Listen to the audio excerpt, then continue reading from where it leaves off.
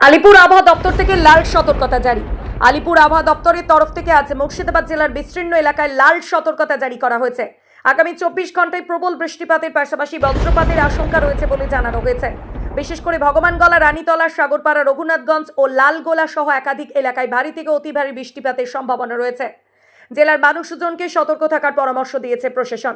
কৃষকদের পাশাপাশি school college কর্তৃপক্ষ এবং সাধারণ মানুষকেও নিরাপদ স্থানে থাকার আহ্বান জানানো হয়েছে। কোনো রকম ঝুঁকি না নিয়ে বজ্রপাত চলাকালীন সময়ে খোলা মাঠ, জলাশয় বা উঁচু গাছের নিচে না যাওয়ার অনুরোধ করা হয়েছে। তবে শুনবো বিস্তারিত। মুর্শিদাবাদ থেকে আমাদের প্রতিনিধি বাপি রয়েছে। বাপি, বিস্তারিত জানাও। আবহাওয়া দপ্তর থেকে লাল সতর্ক জারি করেছে মুর্শিদাবাদ জেলার একাধিক জায়গায়, এই বিষয়টি জানতে পারছো?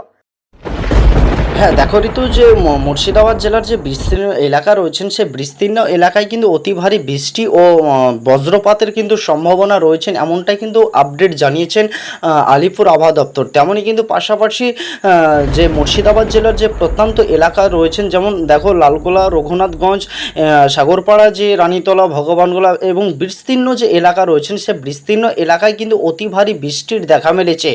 এবং যে আলিপুর আবহাওয়া দপ্তর জানাচ্ছেন যে এই বৃষ্টির সঙ্গে কিন্তু বজ্রপাতের সম্ভাবনা রয়েছেন, এবং যে প্রশাসনের তরফ থেকে যে গাছের তল এবং কি যে ঝোপঝোপালু রয়েছেন, সেই ঝোপঝোপালুর থেকে যেন দূরত্ব থাকে, এমনটাই কিন্তু জানিয়েছেন। এবং আলিপুর আবহাওয়া দপ্তর যে আপডেট জানিয়ে দিয়েছেন যে মঙ্গলবার থেকে কিন্তু অতি ভারী বৃষ্টির কিন্তু সম্ভাবনা রয়েছে, এমনটাই কিন্তু জানাচ্ছেন আলিপুর আবহাওয়া দপ্তর।